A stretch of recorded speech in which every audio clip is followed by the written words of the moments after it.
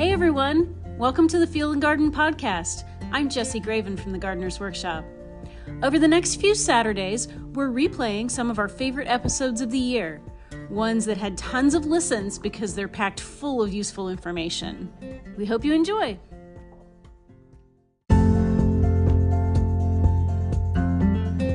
Hey friends, welcome back to another episode of the Field and Garden Podcast. It's your friend Lisa Mason Ziegler, and thanks so much for joining me here. You know, I always kind of say that, but I really mean it. I do appreciate each and every listen, like, share, review, because all of this helps. It helps me to want to do more. It helps me to, reach more people. And that's what this is all about. And if you are listening to this podcast, I suspect that you are either dreaming, starting, or are in business. And you're going to soon understand what that gratitude is and what it's all about, because we are all in this boat together. Each one of us is unique. Each one of us is different, and we have to support one another. And we can simply do that. Social media, while it certainly has its dark side, right? But there's also a really bright side, and you have the choice of which side to choose. And by choosing to be on the bright side and liking and sharing other business people's posts and educational stuff and all of that helps you and it helps them. And, I'm just all about that whole support one another. So, kind of going down a rabbit hole, and I'm not even out of the gate yet, y'all. So if we haven't met before, that's kind of how I am. I am the head bottle washer here at the Gardener's Workshop, a small urban farm that began 23 years ago. I literally live in the middle of the city. I started out with 1.25 acres for my entire property, actually a little less than that. And that included my home and some buildings.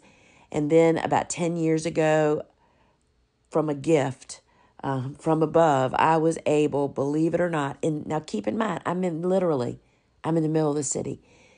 I was able to buy 1.5 acres that adjoined my property. I mean, never in my wildest dreams did I ever even let myself go there.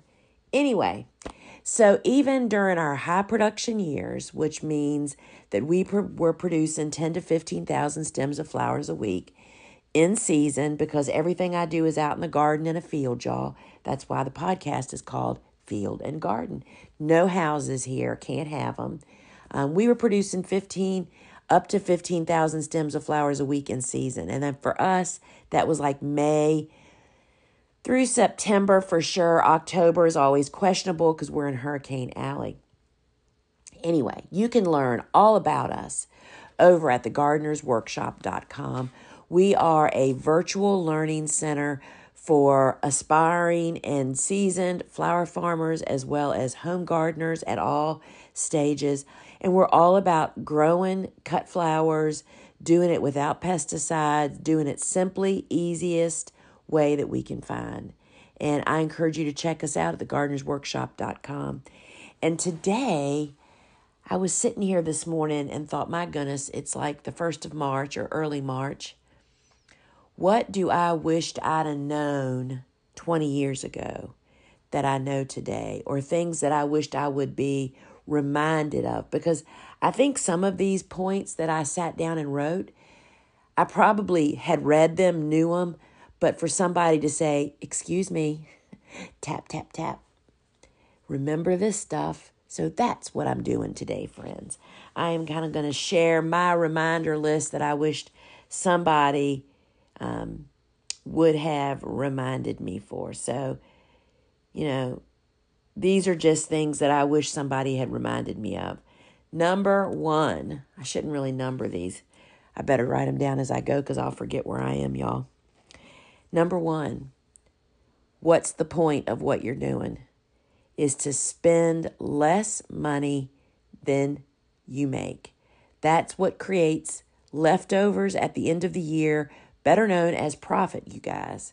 So if you are just out there going hog wild, buying and buying and buying and planting and planting and planting, and you really haven't even thought beyond that point, you're kind of a gardener gone wild. If you're a aspiring flower farming business, cut flower grower business person, then you should have a targeted list of things that you're purchasing and not just letting every pretty flower that you see. And I watch it unfold every day on social media. I mean, everywhere. So there's nothing wrong with that. I'm not saying you shouldn't, but I'm saying if you really want to head into this as a business, there is no worse letdown than spending a gazillion dollars. And a gazillion is, that's all relevant, right? A gazillion to me today is a lot more than a gazillion was to me when I was standing there staring at my first garden space, and all I literally had was a shovel and a wheelbarrow and Stevie's old 8-horse Troy-Bilt and a pickup truck to go get compost. Literally. That's all I had. I mean, back then, $1,000 was like a mountain I couldn't reach. Today, $1,000 is much more obtainable. So it's really relevant to where you are. So, number one, the point is to spend less than you make so that there's something left over at the end of the year. And that's something that you need to apply to every phase of your business. Here's one. And I think that I did tackle number two better than I see a lot of other people do. And it's because I came from a business background. I was the business manager of an animal hospital for almost 2 decades, like 15 years. I was there full time, and then I continued to do the book work after I left there and was flower farming just because I didn't have anybody else to do it. And so I realized that I had to sell this stuff. These flowers, this is number two. These flowers are not going to sell themselves. And I think that I did kind of fall victim to this because, oh my gosh, y'all, when you start harvesting flowers, they are so beautiful, you can hardly stand it. You can hardly bear it. You think, oh my gosh, people are going to storm my doors to get to this stuff. Not going to happen, y'all. It is a very unusual circumstance for that to be the situation. You have to pound the pavement. You have to find what your niche is. You have to find customers for where you are. And that is different for every place. And, so often in my course, Flower Farming School Online, people, and I understand, they want all the details on what I do and how I did it. And I share that. But here's the thing, friends. Everybody's situation is different. I live in the second largest urban area in the state of Virginia. And that just means there are lots of opportunities. If I lived rural, or if I lived in kind of the country, but close to an urban area, everybody's situation is different. So you have to figure out how you're going to sell those flowers. Here's a good one. Sorry, y'all. I'm going to have to take a little sip of coffee because, I typically record these early in the morning. After Steve has gone to work, I unplug the house landline. Tucker is asleep on my bed. I'm sitting in the corner of our bedroom where we have 2 great upholstered chairs in here. I'm like the lady of chairs. I love chairs, y'all. Anyway, sitting in my chair, surrounded by my stack of books, journals, devotional books. I have a little pile of my dream of starting to do some drawing. And then I have my business notebooks. And I'm sitting here with a cup of coffee, so I have to take a sip. And this is my happy place. This is really, really, really my happy place. Anyway, number 3. You have to get up every day and do it. I I hear on social media by one of the people that I follow who I just have so much business respect for. Her name is Jasmine Starr. And she's over the top, and I totally adore her for it. But she says, and this isn't exactly what she says, but she's like, I am so tired of listening to people complain about the business they don't have from the work they haven't done. And that is true. And so number 3 is you have to get up and do it every day, y'all. Even when it doesn't go the way you think, even when you screwed it up the day before, even when it failed, even when it's not working, you just have to get up and do it. Have you ever heard the saying, as I'm getting older, and I have friends that are older, and I've always tended to hang out with people that were older than me. And it's really apparent at this season in life how I'm 60. I have friends that are 70 and 80. And one of the things that's become really apparent is that you just have to get up and move every day. Even if you don't do it like you used to, you still just have to get up and do it.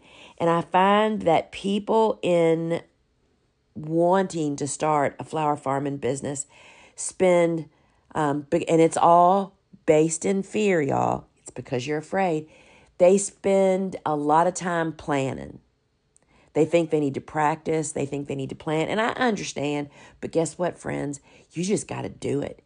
You just have to get up every day and do it. And that's what held me back in the beginning. And, if you've heard the story of from my love story with Stevie or wherever in my book or on the blog, Steve had to literally give me a pep talk to make me go to my first florist. I was so afraid. I was stuck in, well, not yet. I have to do this first. I have to do that first. I have to figure this out. I have to figure that out. Y'all, jump. You just have to jump. And I just, if you need to hear that every day, clip that out of my podcast and put it on your social media and just hit that play button every day. You just have to go out there and do it. There is nothing to be afraid of. And I hope that we all realize that. All you have to do is listen to other people's circumstances and problems. Turn on the news and you can see that the problem of being afraid of what somebody's going to say about what you're doing is totally your own personal problem. That is not a big problem. You just have to do it. And here's one that I wished somebody had said to me. Sorry, y'all, my coffee is pretty tasty this morning. This is big, y'all. Number 4, take steps now to prevent weeds. When you skip this step, you're going to spend the rest of your farming life pulling weeds, and you'll never have enough time. There is no time to pull weeds, to get rid of weeds, to manage. So, number 1, you should put that above all these. Y'all, it's right now, it's already happening. There's so many beautiful pictures being posted on social media of tulips and ranunculus and anemones. I tend to point those out because are they not the most luscious looking flowers? You need to be falling in love with the image of your garden, your farm, with your weeds managed. That is far dreamier to me than anything else. Then you can move on to the graduate work, which is what I call tulips, ranunculus, and anemones. Most of us are in kindergarten or elementary school or middle school or high school. And these kind of crops, which are what I call high value crops in my course, are high risk. And it's not that you shouldn't grow them. It's that they are a big investment. You have to have customers lined up. You need to know what you're doing to be able to capitalize on that. And again, if you don't care about making money, if you're not really going into business, go for it. But if you're going in for business, I'm saying you're kind of setting yourself up for a fail if you go down that road too soon. So Prevent weeds. Don't spend the rest of your season pulling them. And I think that I did learn this early on. This was back before there was so much, farming information. I can remember literally in a Reader's Digest, y'all. That's where I read an article about two couples that were city dwellers that bought a farm outside of the city together. And they were going to grow vegetables. They wanted vegetables, and they thought, we're going to do basically a CSA, a community-supported agricultural program. That was kind of right when it was just starting to develop. I'm talking 25 years ago. And so they were making this their weekend work, which was their number one problem, right? You can't just go there on the weekends. But what took them down was the weed pressure. And the end of the article, the phrase was, get them while they're small. That's what their whole journey led them to, is that you need to prevent weeds and or get them when they're tiny. Because when weeds are tiny, y'all, I can take my garden hoe, which if you want to see it in action, check it out at thegardenersworkshop.com. And it's called the garden hoe. You can search the products to see it. And you can see me hoeing a 120-foot bed that had an open bed that beans were direct seeded into, hoeing it in less than 5 minutes, 120-foot bed to gorgeousness. And that's because the weeds that were developing are being taken out when they're like a half an inch or shorter. And they are a breeze at that point. And this article at the end said, get them while they're small. They found that was the breaking point. They would not get them when they were small. The weeds would develop. Then they would spend hours and still not get them all, still have a mess, and they haven't even really grown anything good. Prevent weeds, y'all. Here's number 5. I don't know how many there are. 5, 6, 7, 8, 9, 10. What do you know? If you want to go in business, you need to grow what sells, not what you're falling for.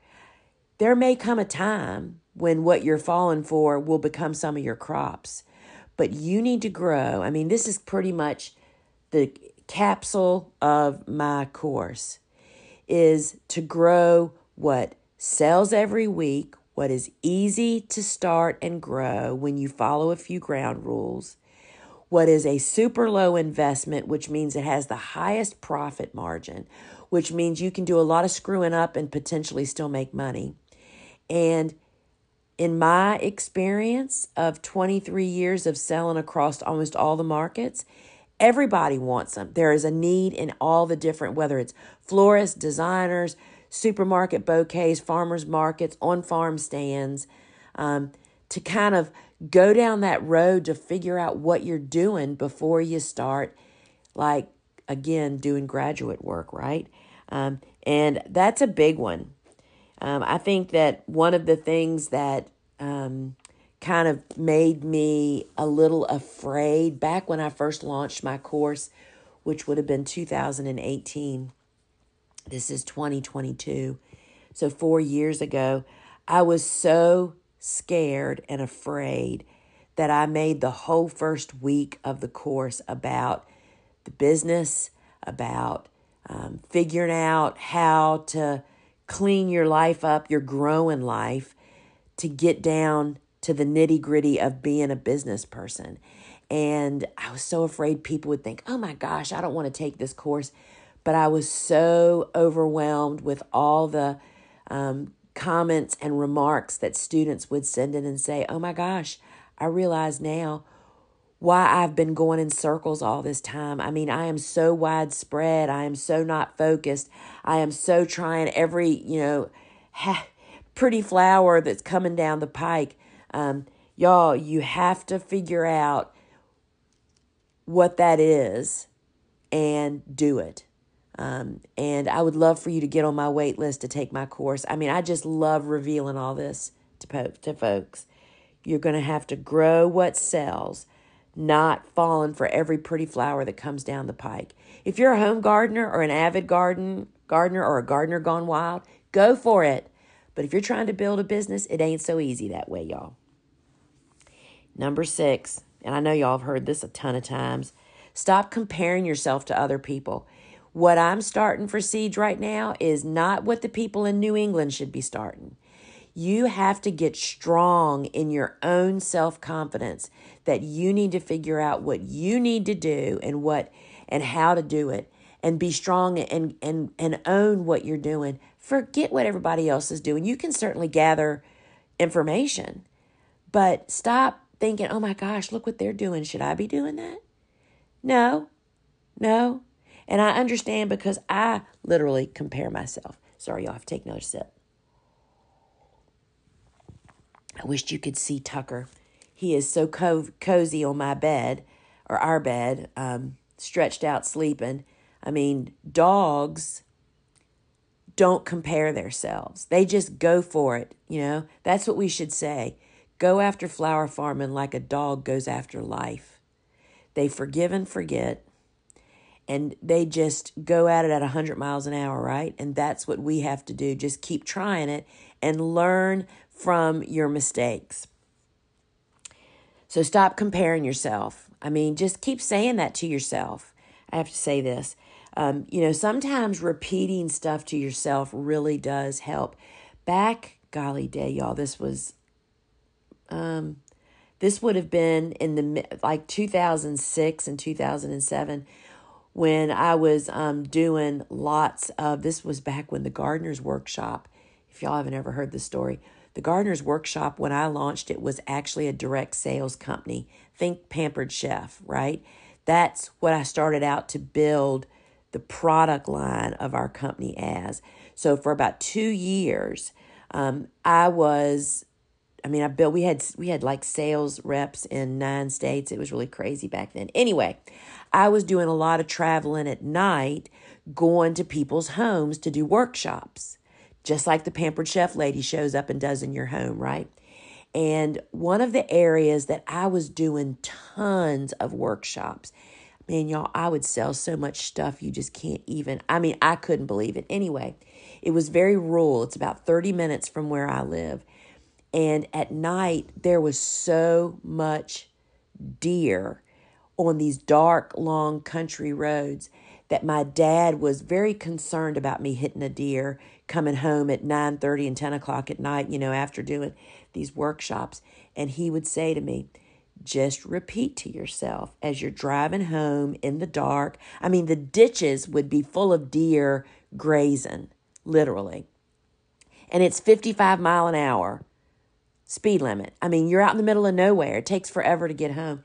And he would just say, just remember this, do not swerve, do not swerve, do not swerve. That's how people die, is swerving to miss the deer and hit trees. And makes me give goosebumps. My dad's been gone now for several years. Anyway, that's what he would say to me at the end of a conversation. What are you doing tonight? Got to go do a workshop. Do not swerve. Do not swerve. Say that to yourself while you're scrolling social media. That's not me. That's not me. And remember, people are also comparing themselves to your posts. It's universal, y'all. That was number 6. Do not swerve. Remember that. Number 7. Be a professional no matter what. Y'all, this is a hard mountain to climb. When other people act unprofessional or, customers, sometimes, our general motto is that the customer's always right, even when they're dead wrong. But we always give the customer the benefit of the doubt. We always give them a pass. We always, we want to be, our saying is we want to be the LL Bean. The LL Bean is like 100% customer satisfaction, even when they screwed it up. And that has served us so well. Yes, there's one stinker in a bushel basket that always wants to take advantage, and we figure those out. But in the big picture, just let that go. Just go with what makes you feel good. Our team just loves the way that we take care of customers, and it empowers them. Be a professional no matter what. Do not get in the ditch and sling mud when other people are slinging it at you. Just, again, I'll reference Jasmine Star. Jasmine, who I'm sure, she is wildly popular. I'm sure she gets boulders thrown at her all the time from her business, from being she's a mom, so people are criticizing her about that. Her motto is this: thank you so much for your comment. You don't pay my bills. Thank you very much. And just get on down the road. Those people have nothing to do with you. Just move on, y'all. And it's really hard. But again, you just have to practice. Just be grateful for everything, good and the bad. Just say thank you so much for your lovely comment and move on. And that, again, is another one you need to think about. Do not swerve. Just let it go and move on, y'all. If you dwell on it, I will perhaps say that the gift of me building this business that I have, we have about 14 team members at this point in time in business, and they know I do not want to see stuff that they can take care of, because it does wound me. And that's just being in business, because I'm a people pleaser, because I understand that. And so, just until you're able, if that is your goal, to build a business, that you would have somebody that would just take care of customers the way that you want them taken care of, that you don't have to know about every detail. Smile. I'll tell you, y'all, this is going longer than I had thought. I want to tell you another rabbit hole. I used to work, back when I went to work at Denby Animal Hospital. So I've been a flower farmer for 23 years. And for 15 years before that, I was the business manager of an animal hospital. When I was hired there, I was hired as a receptionist. I was a dog lover, fancier, serious hobby person. And the lady who trained me was the best customer service person. Everybody loved her. I loved her when I went to that animal hospital. She worked there. I went there before I worked there. And I would say to Gail, how in the world? And it was a very busy animal hospital, to paint the picture. Super busy. Everybody loved Dr. Huddleston, the man I worked for. You would wait. Back then, they didn't have appointments. You'd wait 3 hours to see this guy. People are not happy waiting 3 hours. Let me tell you, Gail could make everybody happy. And she just smiled all the time. She was pretty to help with that, and she was always well kept, in her little scrub suit, her face, she just was always, her hair was done, and she was always happy. And so Dr. Huddleston, when he hired me, said, tell Gail to tell you her secret. So I said, Gail, so what is your secret? And she said, Lisa, she was, a deeply faithful person. And she said, I'm just happy with what I have today. But here's what I think about. When somebody starts about whatever it is, it doesn't matter. She said, I just smile, because you want to know what I'm seeing? I just think of them standing there sucking on their thumb. True story, y'all. She said, people, first off, you have to know, working in an animal hospital, there is such an extreme of emotions, from people with new pets to people letting go of pets that are like a child to them. And I will say that men are the worst, because a lot of men don't deal with emotions very well. It makes them really angry and difficult. So you have to find a way to be kind and gracious and compassionate, even though they're being a total jerk sometimes. And that was Gail's secret. She just imagines when people start getting in the ditch to sling mud, she just thinks of them standing there sucking on their thumb, and that makes her smile. She said, I can smile in the light of anything when I think about that. Think about that. When somebody is standing there chewing your tail at the farmer's market over flowers that they killed by leaving them in their hot car, just stand there and smile thinking about that, and just say, I'm pretty sure that you need to remember that flowers are like a half gallon of ice cream.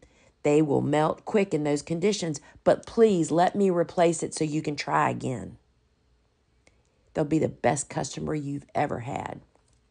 All right, y'all. Number 8. So I'm going through this list of things, the punch list, reminder list, for those people that want to be flower farmers, right? This isn't necessarily true if you are an avid gardener gone wild. You can, I'm skipped ahead. There is no fail, only lessons. You have to benefit, y'all, from every failure you make. I make them all the time. I am in one right now, y'all. So it's a lesson for you to move forward and to build on. So consider a fail a gift. There's a book that I would recommend anybody that's in serious business. I forget who the authors are. It's actually just been rewritten like 10 years after the initial. It's A Complaint is a Gift. And it'll change your life as far as being stressed over business stuff with customers. Check it out. Every fail is an opportunity to learn something, and you need to make the most of it. And here is my personal reminder to you. You can do this, friend. If you want to, I have had people from the most unlikely suspects become successful flower farmers or people in the flower business.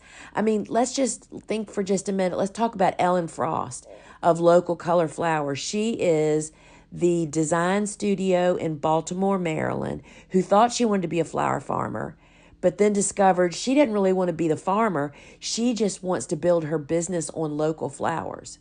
You need to follow her. She is teaching the world how local flowers works. If you are a flower farmer, you want all of your customers to follow Ellen. Ellen's course, Growing Your Business with Local Sourcing, is all about her teaching your customers why and how they should buy from you and how they can market the flowers they buy from you.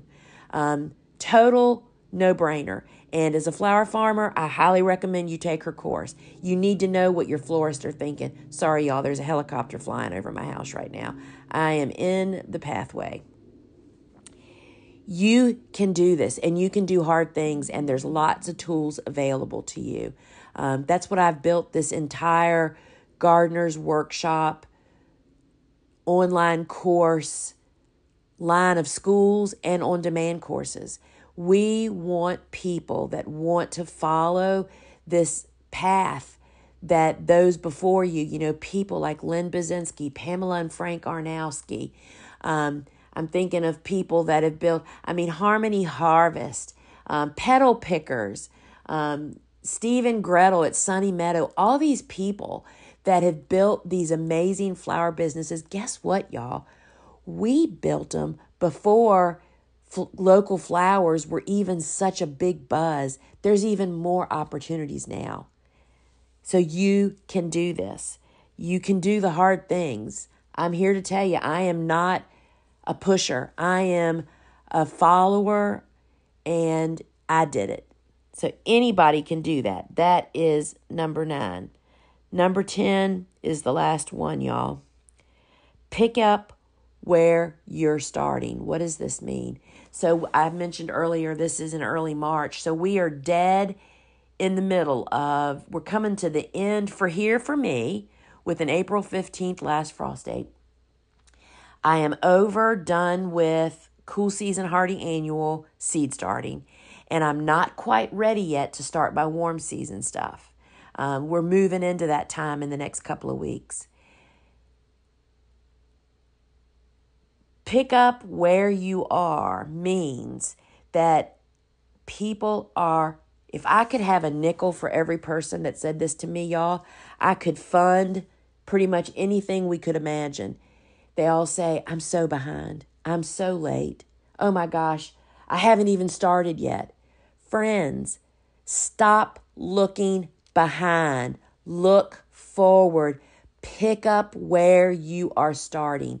If you don't understand that there is something always to be done in this flower farming business world, and even as a gardener, but there are seeds to be started at almost all times of the year, almost all times. Depends on where you live. And you can listen to the podcast, The Truth About Seed Starting. I talk about that. Retailers have made us think that you have to get in early or you've missed the opportunity. That is nothing is further from the truth. So friends, what do you think about that? I'm just going to run through the list quickly. The point, to spend less than you make. These flowers are not going to sell themselves. You have to get up every day and do it. Prevent weeds, not pull them. Grow what sells, not what you've fallen for. Stop comparing yourself. Be a professional no matter who is slinging mud at you. There is no failures. There are only lessons. You can do hard things. Pick up where you are starting and stop looking behind you and only look forward. What do you think, friends? If you want to learn more about me and the way I teach, and all those of my peers that I have pulled into my circle, head over to thegardenersworkshop.com, where you will find a virtual online learning center for farmers, for gardeners. I have online courses for anybody that wants to start a flower-based business, start a farming business, workshops, how to start seeds, how to grow a little cutting garden. You can find it all over there. I highly encourage you to sign up for my weekly farm news. Our farm newsletter is like the front page of a newspaper. It has all these headliners, and you can just click and go to what you want. Right now, we're doing a really fun thing. We're featuring the team each week. We have these 6 questions we ask all the team members. And when you click to go read about the one that's being featured, you can read all the previous ones. And I'm loving it. I had no idea that one of our team members, guess what her hobby is? She's a hula dancer. You'll have to go sign up for our newsletter to be able to click through to our team feature page to see who that is. I was so surprised, y'all. You learn things about people. So, the number one thing you can do to help me with my podcast, the Field and Garden Podcast, is to post a review. Y'all, if you just hit the star rating, if you're enjoying me, and just put love it. I mean, it's just every review that we get makes the podcast apps show my podcast to more people that are browsing for gardening and farming stuff. And I really, really appreciate it. So friends, this is not what I was supposed to be doing this morning.